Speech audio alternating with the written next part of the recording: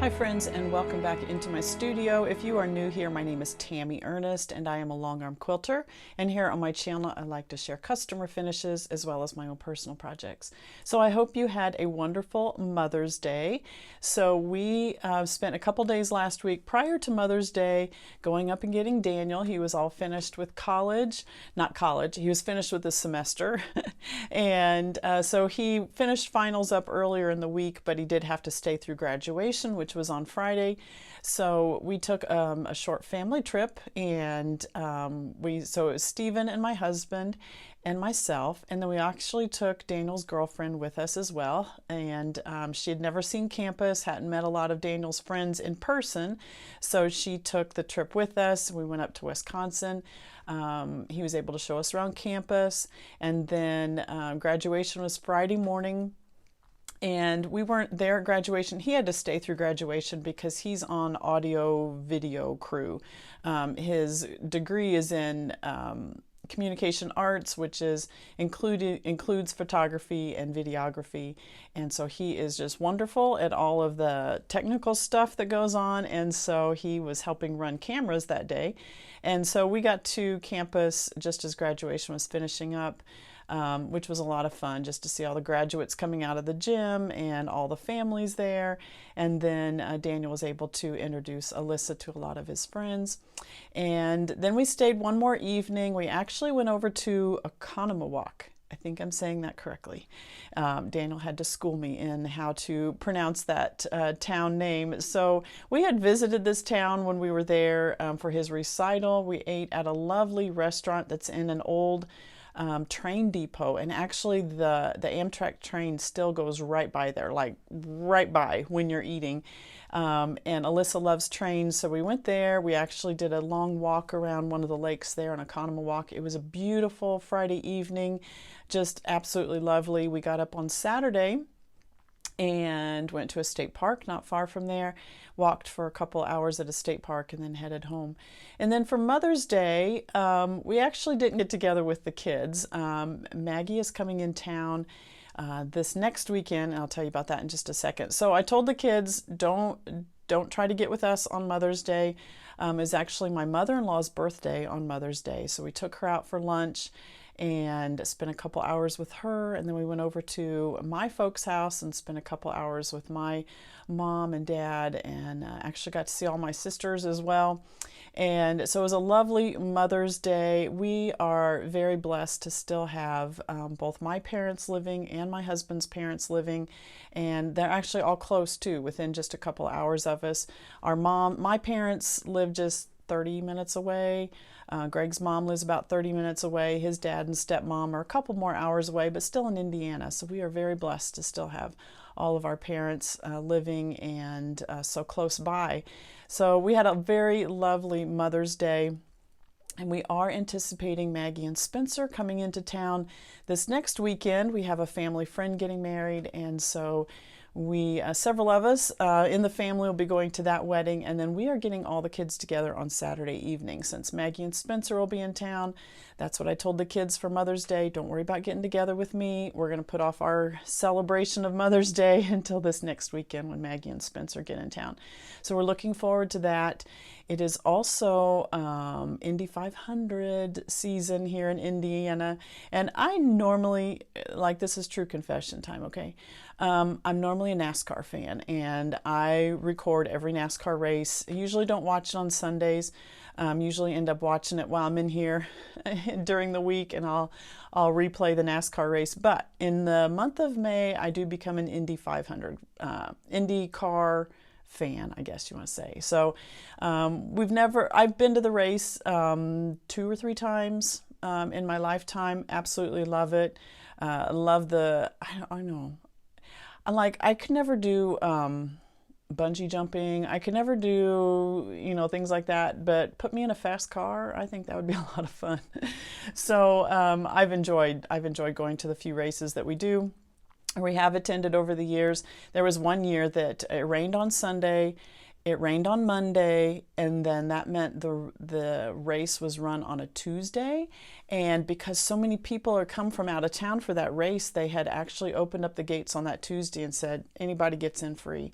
So this is when the older kids were much younger, and we dropped our oldest one off at school, and then Holly went off to my sister's, and my husband and I went to the race. That was a lot of fun. So anyway, I enjoy the race. So it is Indy 500 car season here. Indy 500 is being run on day before Memorial Day. And we've taken our kids to practices a couple times, and always enjoyed it. The girls always like it, the guys too, but I don't know, there's something in our girl blood that just likes fast cars. So we're going to try to get to one final practice while Maggie and Spencer are here, and they'll be in over the weekend, so going to try to enjoy that. So that's what's been going on in our family life. And if you did not see my newsletter this past weekend, I will let you know we have grandbaby number 7 on the way. So Maggie's due. I've told you about Maggie. Maggie and Spencer are due the first part of September with grandbaby number 6. And then Emily and Jonathan are expecting due the first part of December with grandbaby number 7. So we are super excited about that. You know, snuck in one more grandbaby here in 2025. And so we're super excited about that. Maggie's feeling great. She's in that second trimester, so she has energy and you know, over the sickness, and she's just feeling great. So I hope she travels well this weekend.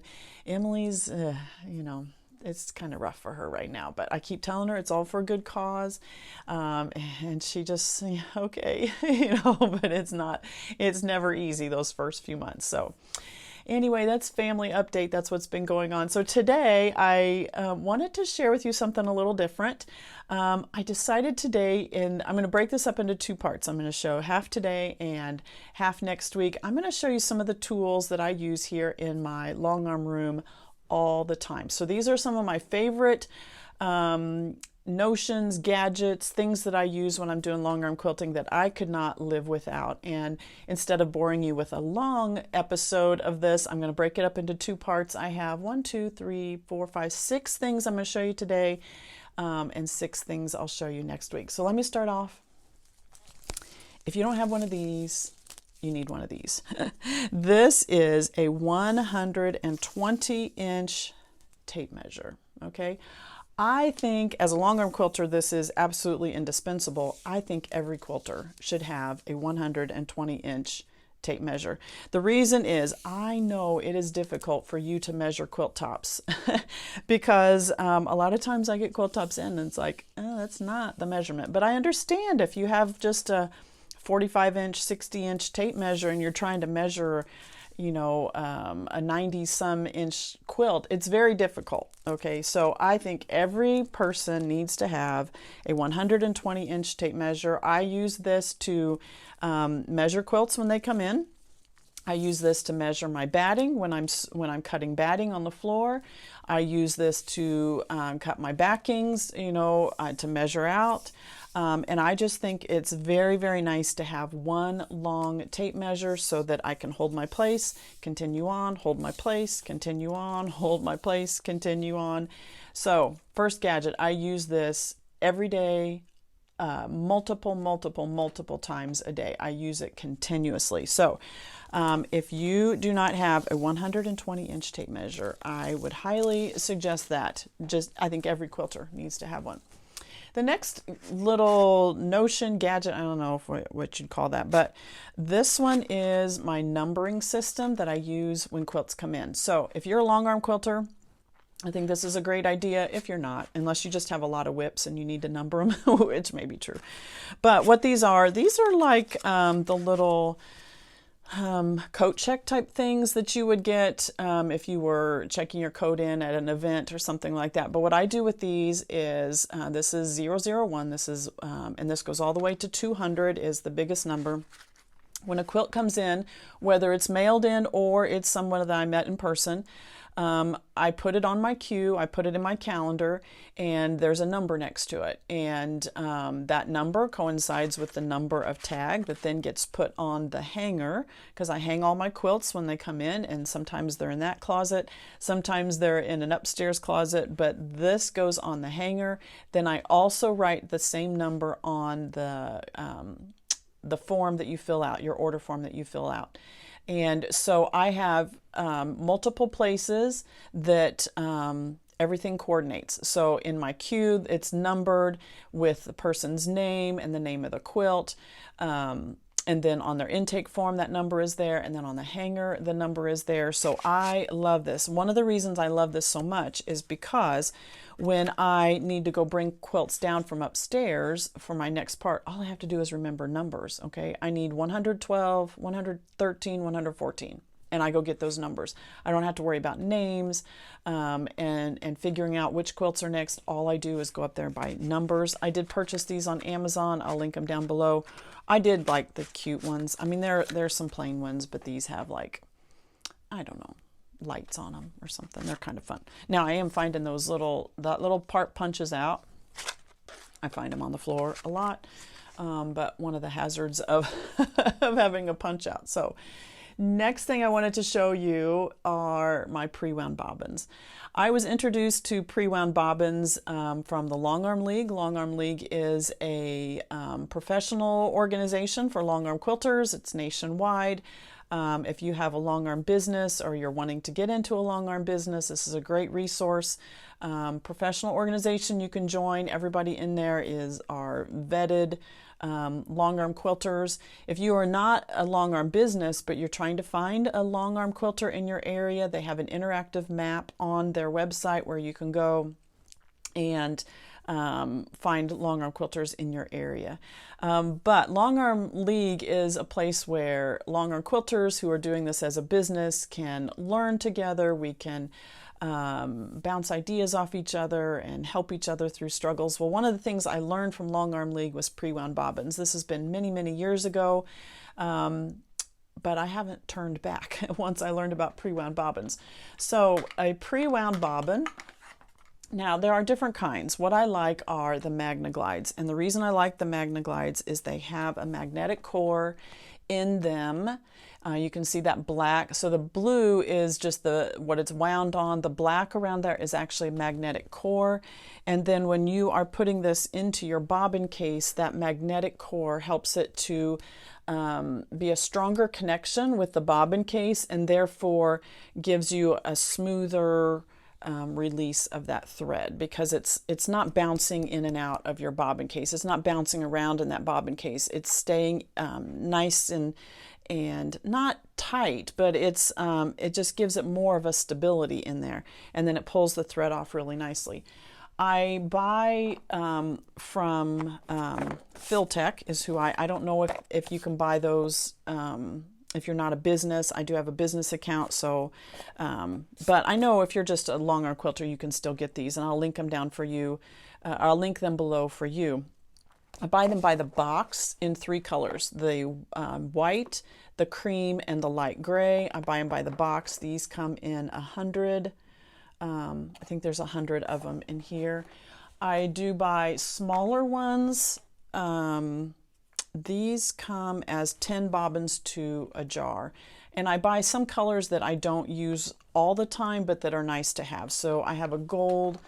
I have this is a light tan, so it's a little darker than the cream color, and so sometimes if I'm using something that has, I had red ones out here. I don't know, I must have put those away. I have some red ones, and then the ones that I'm actually buying the most in the little jars are the celery color. I'm loving this color. This color of thread was introduced to me by my business buddies, and that's a smaller spin-off group of the Longarm League that I'm a part of. This celery color can be gold, it can be green, it just blends so nicely with batiks and different colors. So this is not sold in the 100 count box, and so I do buy these several at a time now because I really like that color. Others I just have a small amount, so like the light tan, red and gold. I just have a small amount of those so that if I'm working on a project that it would work better with the bobbin thread that's a little closer to that color. But I love, love, love Magnaglides. There are other pre-wound bobbins out there. My only experience is with these, so I can't tell you, pros and cons about the others. I really like these. Now, Handy Quilter will tell you that you need to keep your spring in your bobbin case all the time. I right now am running both machines without the spring in the bobbin case because of this magnetic core. It's able to keep that strong connection. The spring in the bobbin case is there so that you do have no backlash, so that when you're I'll get there. When your machine is changing positions, it's going along and then it backtracks or it stops and moves to a different position, that bobbin has to stop there for just a second. And so that spring is in there to keep it from doing a backlash of the thread, and then you get a little loop on the back or something like that. So with the magnetic core, that's supposed to help keep that. That's what's preventing that backlash from happening. So with the magnetic core, I do take my spring out. Now, if I load my own bobbins, I do need to put my my spring back in for those bobbins to work right. You need to have that spring back in. But I would just work with it. A Handy Quilter's suggestion is you always keep your spring in, so you'll need to do what's best for you and your experimentation with that. The next tool that I use every day, multiple times a day, is a toa gauge. Now, a toa gauge is used to test the tension on your bobbins. I even test pre-wound bobbins. Every once in a while you'll find one that's just not quite right. But I do test those as well. Every bobbin that I use, anytime I switch out a bobbin, I always do a test in my hand to see if it will just barely lift off my hand as I pull the string, but I then also test it on the toa gauge as well. And I will link down below, if you get onto Superior Threads, they will show you, there's a chart that shows you which thread you're using and what tension should be read on your toa gauge. Now, the trick with this one, I didn't bring a bobbin to show, but the trick with this one is to pull with a consistent, and that little red needle is going to bounce around just a little bit, but just pull with a consistent motion and get pretty much close. Normally, because I'm running Omni thread, I want it between 180 and 200 on my toa gauge. But just work with it. It's one of those things, the more you use it, the more you'll get comfortable with it.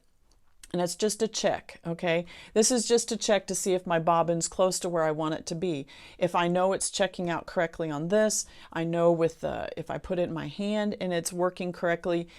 If I'm still having tension trouble, then I know I need to adjust my top tension, that my bottom tension is okay. So this is a tool that I use all the time. You can find this on Amazon. You can find it at Superior Threads, and I will link those down below. But it's just a check. It's a good tool to have in your long arm room. The next tool I wanted to show you is a flashlight. Now, this is how I check tension on the bottom of my quilts. Now, my husband got me a flashlight very similar to this a couple years ago in my stocking. I don't know if you do stockings at your house, but we're always looking for small gifts that we can put in each other's stocking. And he got me a flashlight very similar to this, and I absolutely loved it. It was better than any other flashlight he'd ever given me. That one finally broke. Something happened. I couldn't charge it anymore. So I did find this one recently. I got this it's a Kobalt, so it's in the tool department at your local store. I think I got this at Lowe's or at Menards, something like that. But what I like about this light, and I'll try not to shine it in your eyes, but when you turn it on the back, it has this whole light bar. Okay, and I don't want to shine it too brightly, but do you see this whole light bar?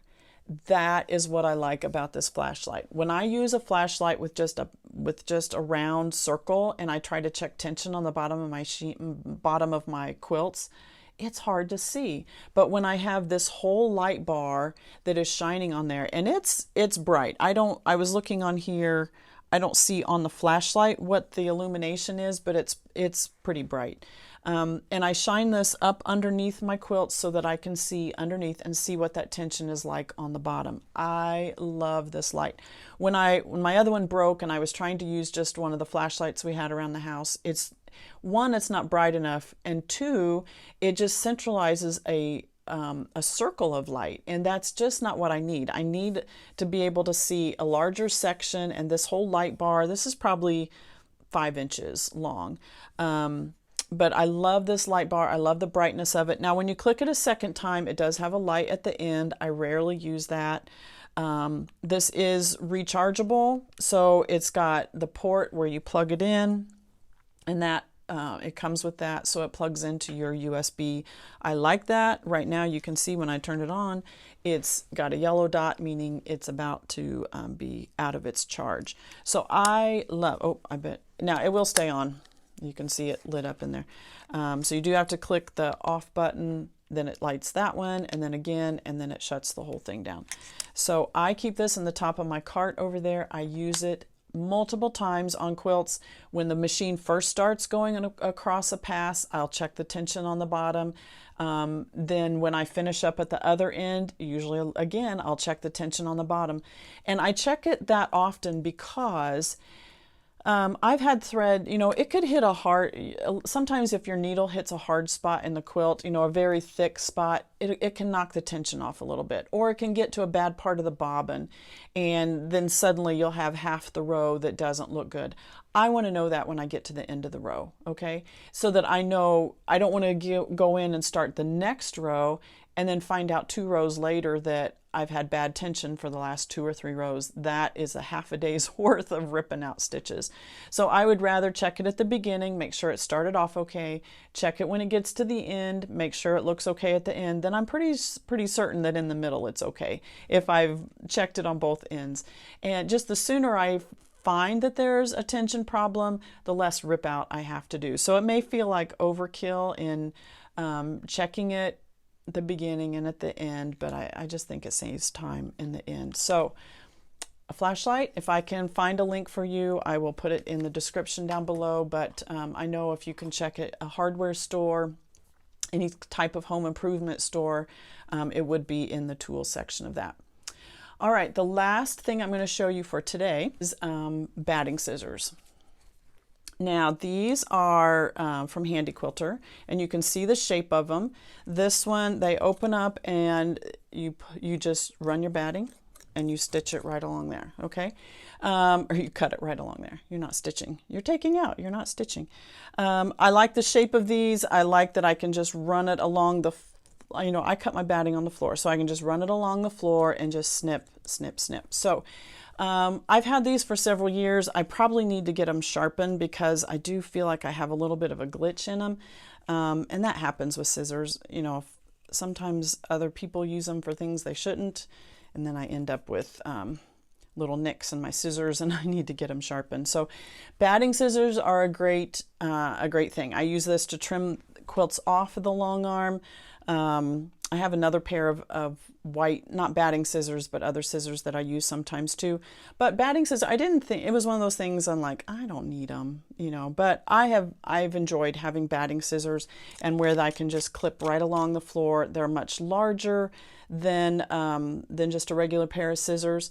Now with my arthritis, I do have it does hurt sometimes if I have to do it over and over and over. It does, just that motion hurts sometimes. So, but I think they're a good investment if you haven't tried them. But I wanted to tell you that recently I was sent an electric fabric cutter, and I am going to do a whole separate video that will come out later this week on the electric fabric cutter. I am loving it. So my batting scissors may be retired because I may be using that fabric cutter more than I use these now. So you'll want to stay tuned or be watching later in the week. If you don't see by Friday or Saturday a notification on YouTube pop up that I have another video up, you'll want to go find my channel and look on there, because this will be coming out the end of this week, and it'll be a whole video just about my electric fabric cutter, and I can't wait for you to see that one because it has been a game changer. All right, so tape measure, then my little tags, my pre-wound bobbins, the TOA gauge, the flashlight, and batting scissors. Those are the tools. Those are 6 of the tools that I use absolutely every day here in my long arm room. And next week I'll come back with 6 more that you may be interested in as well. So hope you enjoyed that. If you have any questions, put them in the comments down below. I will get to them eventually. I don't always get to questions in the same week as the video. I try, but some weeks it's just not possible. So, but if you have questions about any of those things, put it in the comments or send me an email, either one, and I'll be happy to answer any questions that I have. These are things that I've used over and over and over again, and they work for me. They may not work for you, but they work for me, and that's what I would recommend that you try if you're having, if something that you're using right now is not helping you out. So, all right, let's move on to some customer quilts today.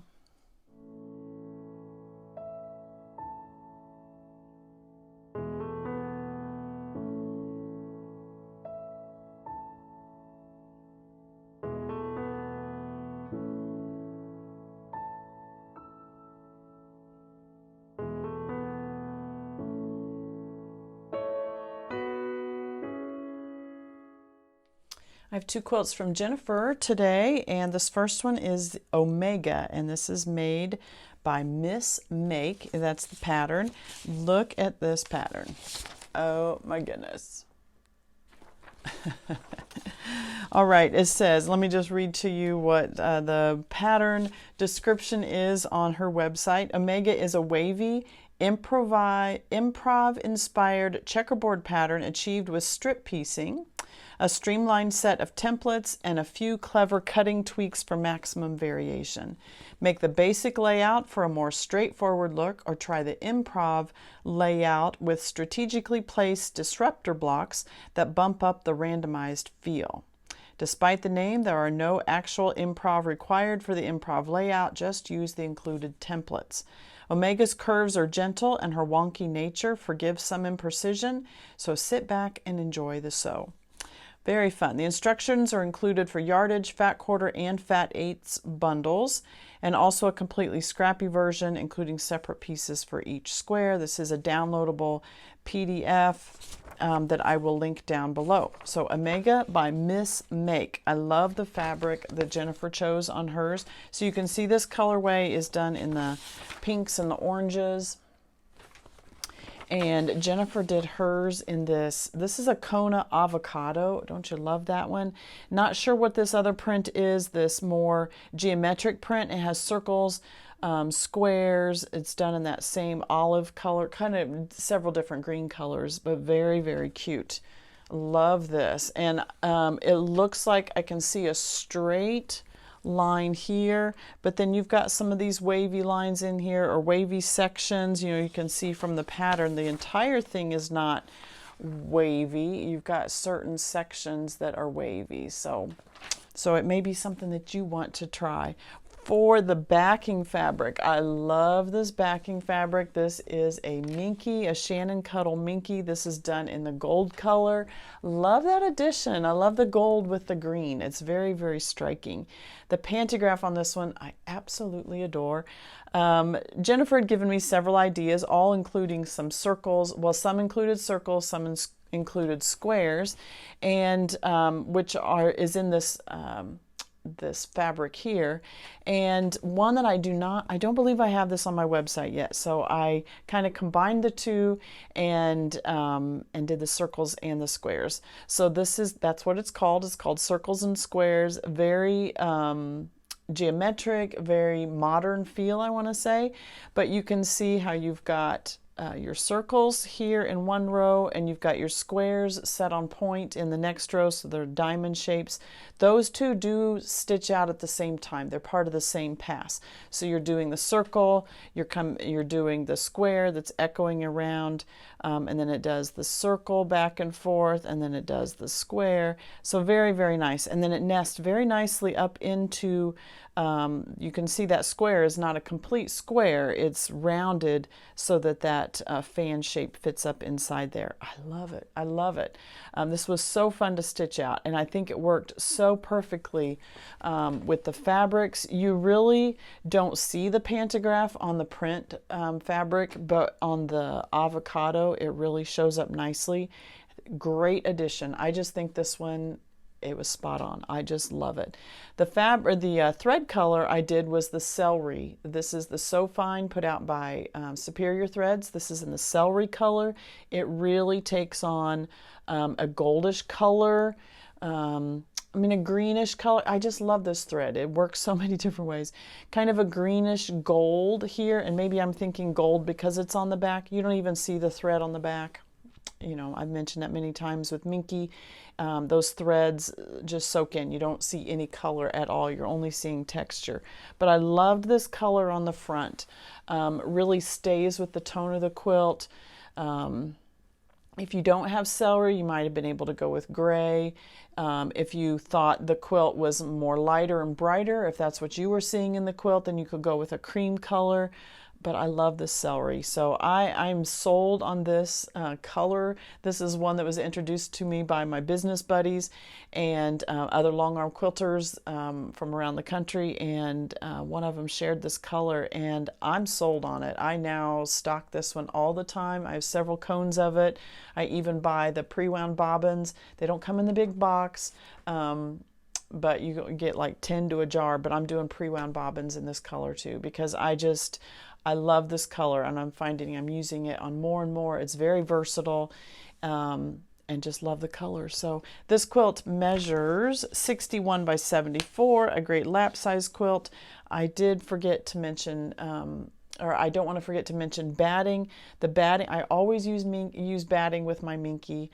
I feel like Minky is very hard to handle if you don't have a batting in between there. Minky has some weight to it. It's just very floppy, and it's kind of like a wet blanket when it's by itself. I think when you put the batting in there, it gives the quilt more stability, and the Minky keeps it nice and soft no matter the density that you do with your quilting pattern. So this, the batting in this one is a Quilter's Dream cotton batting is what we used on this one, and I just love it. Jennifer did a wonderful job.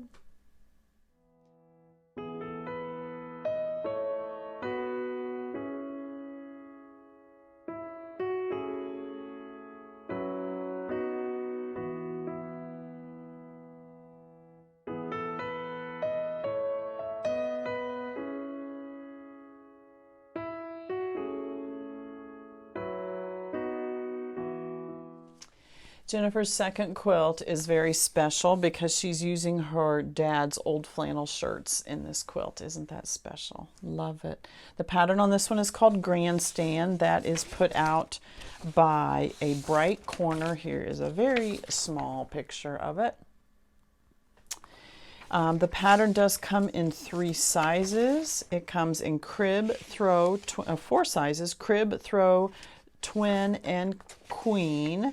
And it says it's a tricky looking quilt that's not tricky to piece. The Grandstand pattern has 5 different blocks and an endless number of ways to arrange them. Very nice. So each quilt will be unique. Pattern includes 4 size options, a great way to use your favorite medium and large scale prints. And you can see why that is true, because you've got large squares, large rectangles here that will really showcase whether this a novelty print that you want, you know, a baby quilt, you know, something that you really want to see the fabrics. And this works great with the old flannel shirts. I think that's a great addition. So 5 different blocks, like it says, you're arranging them in different ways. The background fabric that Jennifer has used, this is an Essex linen, and this linen has a little bit of modeling to it, or it wouldn't be modeling, but little bits of other threads into the linen. You can see the different colorways, some reds and blues and greens and yellows. So this linen I think would work great either as on a baby quilt, you know, a primary quilt, but it works equally nicely on all of these flannel shirts. And then the backing fabric, this is another Shannon Cuddle Minky. This is in the pearl color, very pretty. I love this color. Very soft. It blends very nicely with the linen color, you can see. I just really like this color, pearl. And then the pantograph on this one is Deer Heart, and this is a meander, not a meander, it goes in waves across your quilt, but as you're going across the wave, it does a heart face down and then a heart faced up and down, and they nest in nicely together. I didn't make this very small this time. The row itself I think was 6 inches is the way I did it, so that really makes the hearts 2.5 to 3 inches. I want to say they're maybe 3 inches because they kind of meet up right together. So 3 inches, nest in well with the row above it, so you have nice coverage over the entire thing.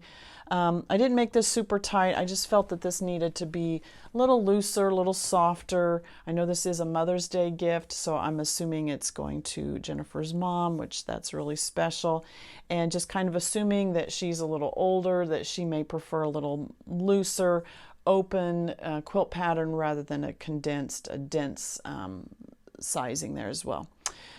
Thread color, I did use the cream on this one. Creamy color in your linen, creamy color in the minky on the back, and I really like that. Just because the quilt, the flannels, a little dimmer, a little darker, not dark. I just want to say they're not bright and light. You know, this is a memory quilt, and so the cream really blended nicely together. The final size on this one is. This one is 61 by 73, so that is the throw size on the pattern. Again, that pattern is done by A Bright Corner. I have linked that down below. I do believe that is a PDF. Yeah, it's a PDF pattern. But this will work so well on so many different fabrics. I really think that would be nice. So, great job. Deer Heart, love the minky on the back, keeps it nice and soft. And I just think this is really, really pretty, Jennifer. I think it's very special.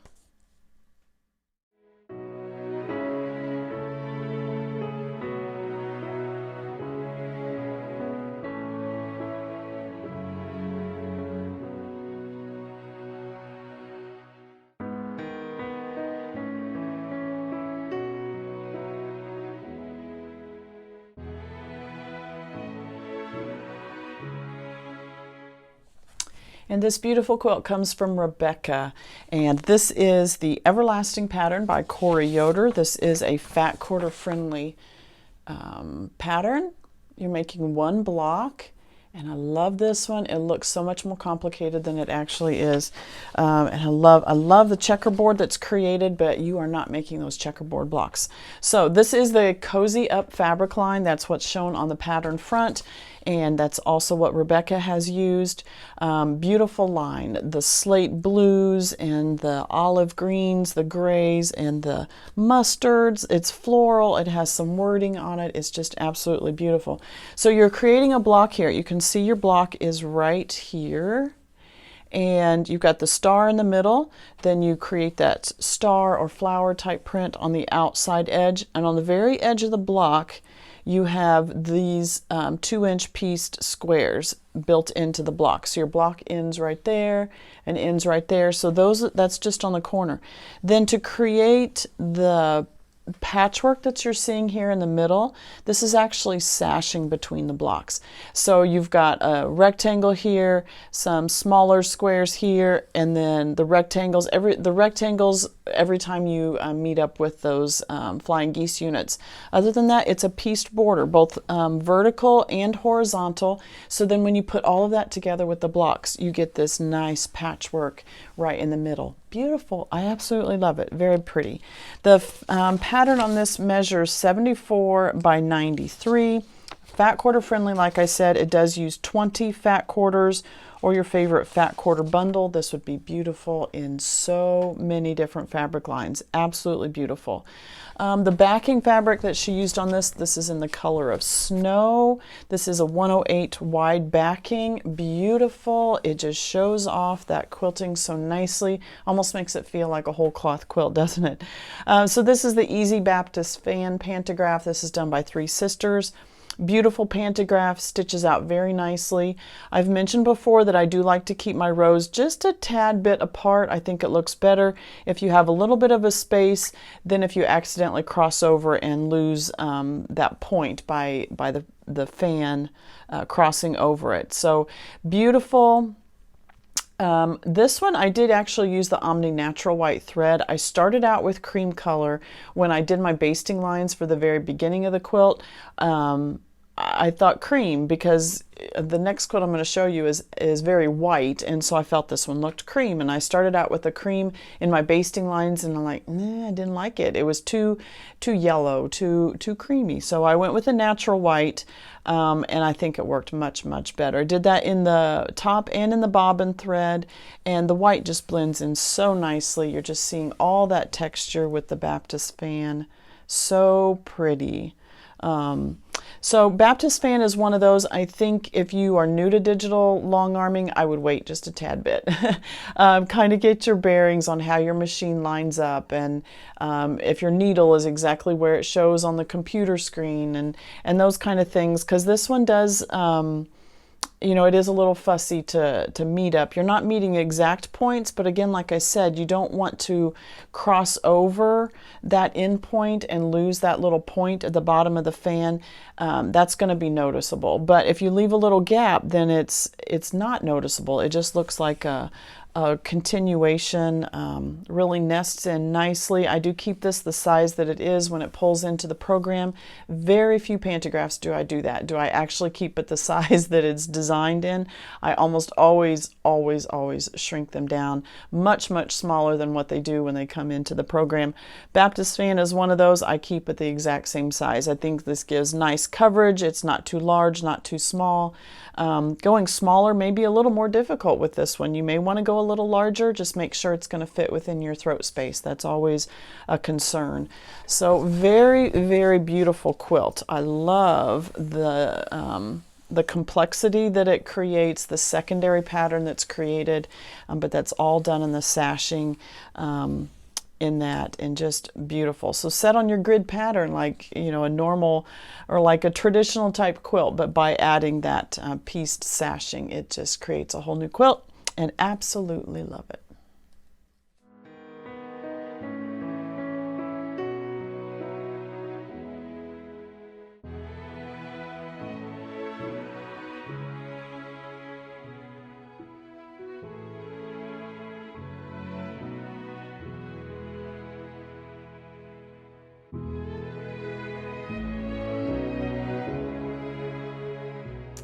And Rebecca's second quilt is called Oh My Stars. This is designed by Jennifer Keltner, and it's actually in the book Red and White Quilts 2. There were 2 of these books printed. I love those quilts on the cover. Oh my goodness. And isn't it just as stunning in the blue and white? So every one of these you could do in red and white or blue and white. Just absolutely beautiful. So the fabric line that she has used to do it in the blue, this is called Dainty Daisy. This is done by Bev McCullough, and this is the denim color. She has a whole line of this fabric.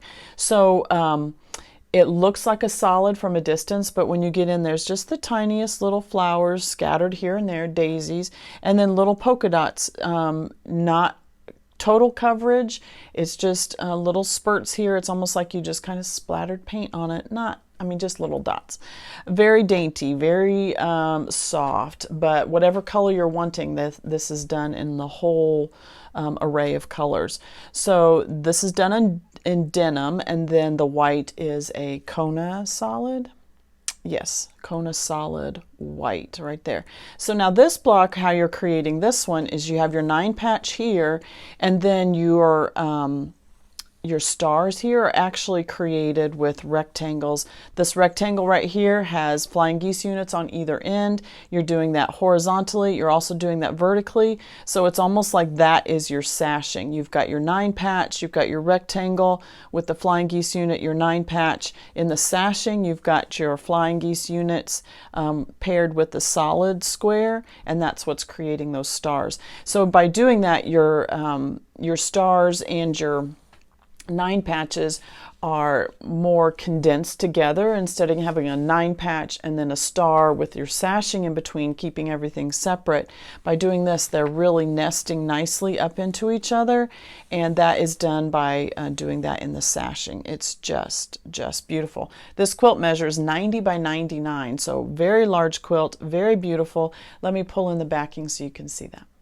And then the backing on this one is a solid white 108. Now, you can see why I went with the cream on the other quilt, because compared to this one, that one did look cream.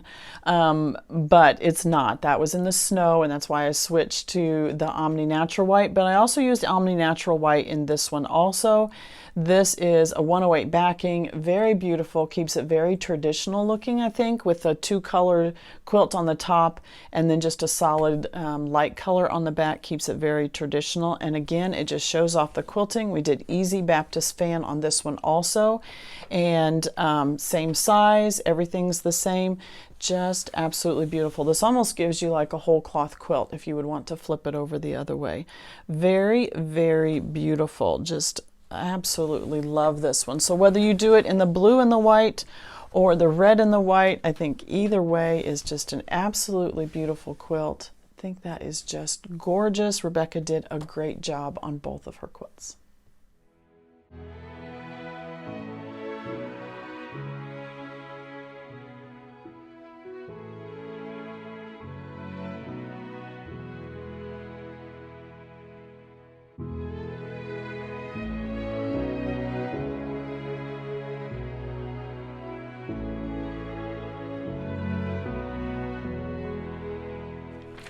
This is Naomi's quilt, and this is a pattern from Shabby Fabrics. This is called C is for Christmas.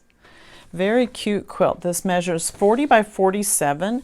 Now it has red work in it, so embroidery work, hand embroidery that you're doing. It has applique, and then it has one pieced block down here at the very bottom, but also some other piecing. You can see all of the hourglass blocks all around every one of the blocks. So you have green and red, and then you have cornerstone blocks that are the red with the plaid. Very intricate, very, very pretty. All of the red work, very nice. Now Naomi told me that her and her sister have a long arm. They do all hand-guided work, and she said, I just felt that this one needed a little extra, so I'm sending it to you. And so I did the mistletoe pantograph on this one. Did this in the Omni Natural White thread, and it's just added a lot of festivity to it. Mistletoe doesn't necessarily have to be a Christmas pantograph, but it fit very well with this one. So not lots of nice swirls, but you want to see the back too. The back kind of has a lot of that same swirl that is in mistletoe. So you can see the backing fabric. This is, I kept the selvage here, this is called Ornamental Christmas by Sandy Lyman Clough, C-L-O-U-G-H, for P&B Textiles. So that is the fabric that she's used on the back there. You can see that. Very pretty. I like it. Now, Naomi did tell me that she did not use, I think this may have been available as a kit from Shabby Fabrics, and she did not do that. She just got the pattern, and then she used whatever fabrics that she had. So this is all from her own stash. The red has like, it's a tone on tone, but it has some cardinals in it, and then you have the red and green plaid, the green border around here, the red, same red that is used there, this green, all different color greens in here. Her green applique letters that spell out Christmas are done in like a kind of a batik kind. So she has done very nice with her embroidery. It's a very tight satin stitch all around the edge, and she's done a very nice job. It's done in that same green color, so it matches with the fabrics very nicely. Her red work is absolutely beautiful. I know she was very proud of that as well. The pattern does say that you'll need 3 skeins of embroidery floss to do the red work. And so I don't know if those, I'm assuming that those, maybe they come, I'm not sure. If you bought the pattern, or if you buy the pattern, they're probably, you have to trace those yourself. If you're buying the kit, maybe they come already on there. I really don't know. But with red work, usually you're tracing that pattern onto your fabric with a light box or something like that, and then you are stitching over that with your red thread. Just absolutely beautiful. So the mistletoe pantograph, it's going to be a little bit harder to see because the fabrics and everything are very busy, but maybe here on the red you can see it similar in some ways to espresso, in that it does a tight spiral. It does cross over itself so that it has a little bit of the ribbon effect, but this one has a lot more of the paisley or the feather type motif in it. Not as many spirals as espresso has, just so a little different there. So the paisley print or the feather type print, and then it does a spiral down here, a spiral, but more paisleys all across the quilt. It does nest up very nicely in there, and I just think it looks so beautiful. Added a very classy feel to this quilt. So again, 40 by 47, this will be a wonderful wall hanging or on the back of the couch or something like that. Very festive for Christmas time. So Naomi, you did a great job on this one.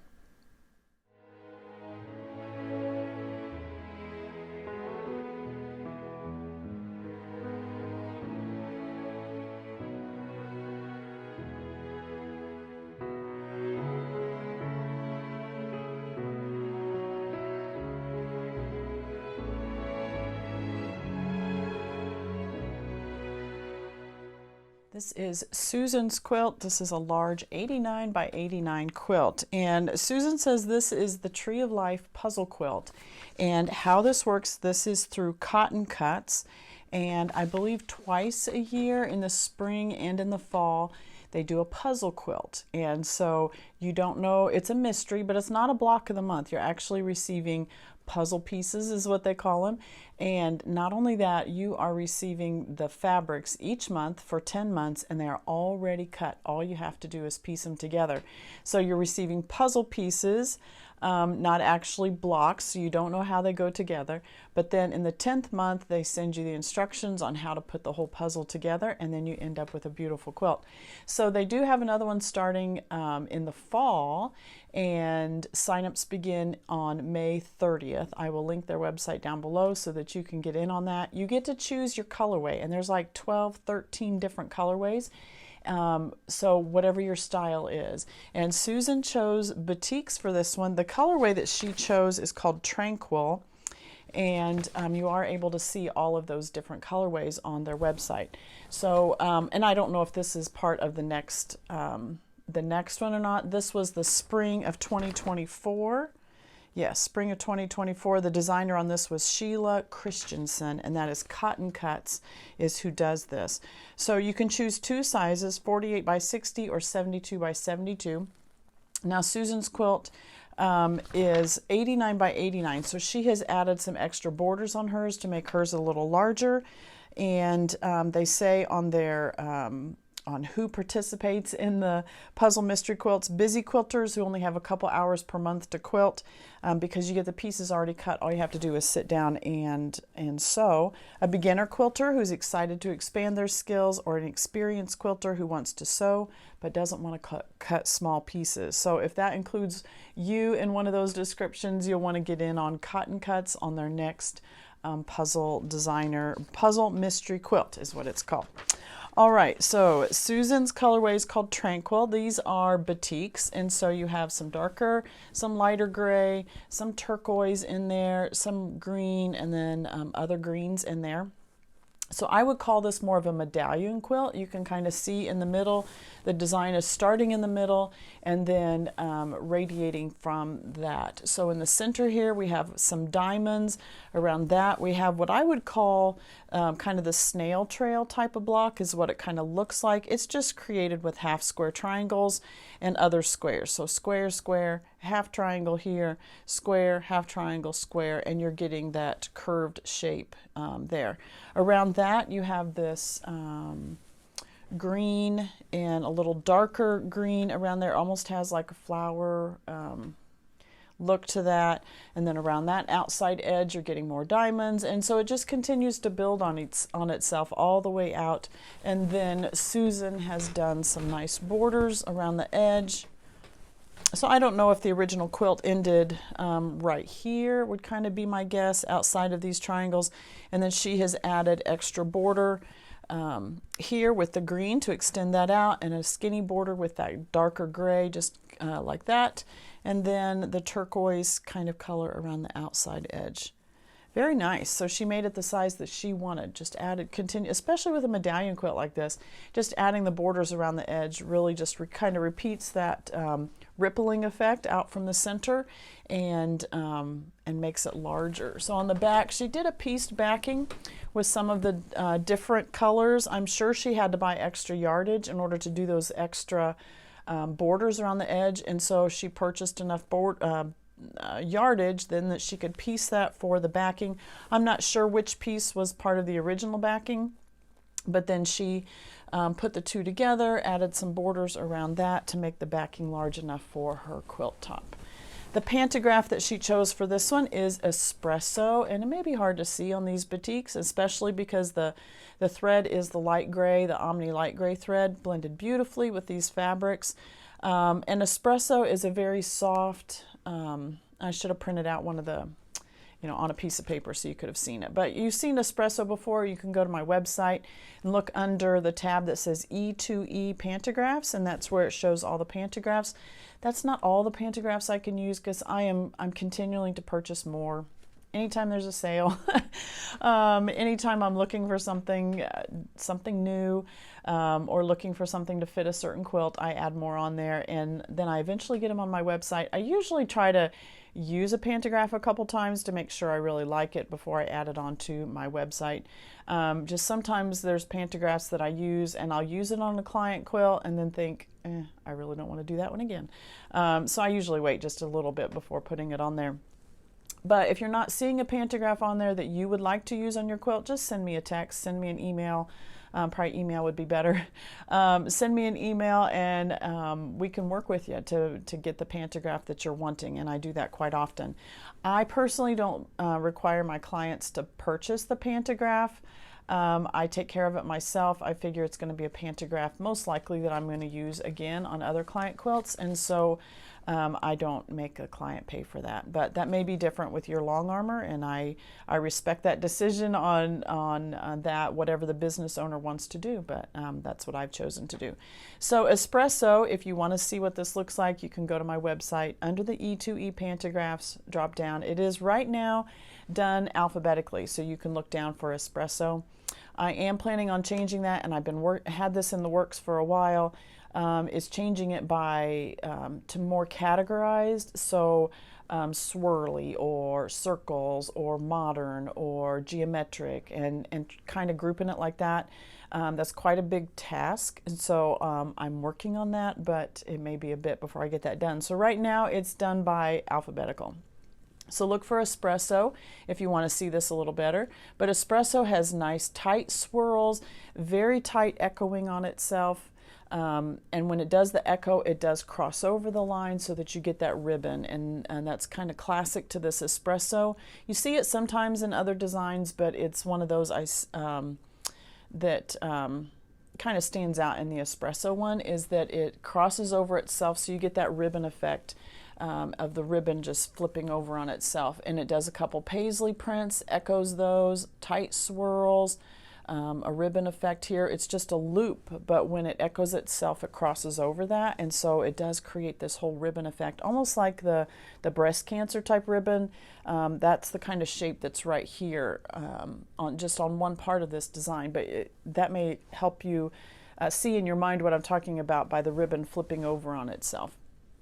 And does a tight spiral here, comes down. So one spiral goes up and over to the left, one comes up and over to the right. So this one is down to the left, this one is up and over to the right. Does all the little swirls here, tight little things. Again, comes down to the left, over here, up to the right, up to the right. And so works itself across the quilt. I did make this. Here is the pass right here, so about probably 8 inches.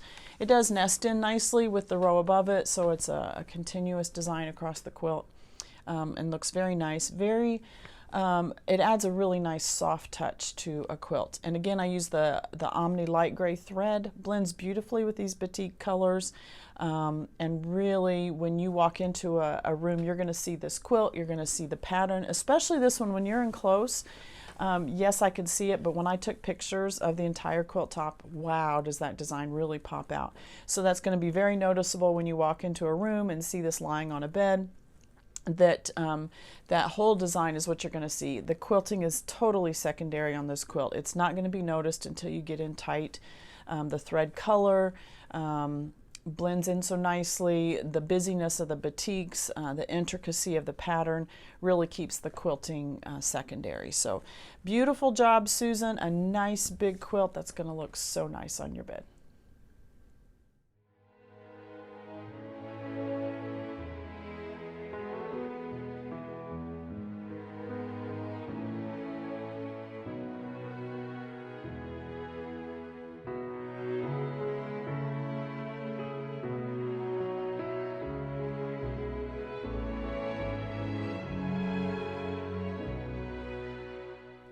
This is Joy's quilt, and this is the mini Coney Island pattern by Fig Tree Quilts. Now, if you look at the pattern, it is a mini, meaning it is a wall hanging, 27 by 27, something like that. Joy has increased the size of hers to 55 by 71, and just creating the same. So the original pattern only has, I believe, four, maybe a fifth one, like here where this blue square would be. There's a fifth one on that pattern. But Joy has set them all in rows. They are set on point, and that's the way the original pattern is done. What Joy likes to do, and she's done many quilts this way, is doing the Moda scrap bags. So when Moda is doing pre-cuts, a lot of times they have just the extras that from when they cut pre-cuts, then they have a little bit of extra fabrics. Usually they're about 2.5, sometimes they're 2 inches. But then they package those in little like paper bags, and they're usually done by designer. Sometimes they're done by color, but you can pick those up at your local quilt store. Sometimes Fat Quarter Shop will have them, or you can find your favorite online store. They may carry some of the Moda scrap bags. They're not always available. You can't always pick the designer that you want because it's whatever's left when they're cutting pre-cuts. But I know Joy does that quite often. So the pre-cuts that she got in her Moda scrap bag were Fig Tree Quilts. They're from the Fruit Cocktail line that Joanna did. So you'll notice that Joy has 3 fabrics that are creating the flower shape here. I think you can see that. Maybe I'll do it up here. Three different prints that are making the flower shape here. Then the cone is done with a Bella Solid. All of the solid colors that you're seeing in this quilt are Bella Solids. And then behind that, she's got different colors. And this one she's got green, this one yellow. Those are both solids. Here she has a red print that's behind that flower shape. Very nice. And then she's done a couple borders in Bella Solids. You can see the blue, the darker blue, not dark blue, it's just a darker than the outside edge, and then a pale blue as the final border around there. The backing fabric is from Corey Yoder's line, Peachy Keen, and these match so well together.